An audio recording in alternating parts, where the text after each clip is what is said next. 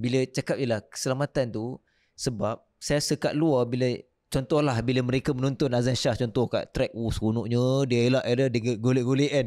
Dia tak tahu sebenarnya professional rider ni jatuh pun mereka ada teknik. Betul. Mungkinlah boleh kongsikan perkara tu yang jangan dah buat kat luar, tolonglah. Kita memang ada cara jatuh kita memang ada cara, kita ada teknik dia untuk kita peluk badan kita supaya kita berguling. Tapi kita kat litar tau.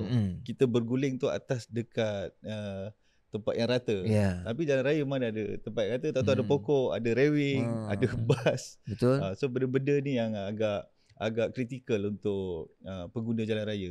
Macam kita orang as a pelumba ni memang inilah kita orang punya teknik dan kita orang tahu macam mana nak bawa diri kita orang bila dalam keadaan yang kritikal.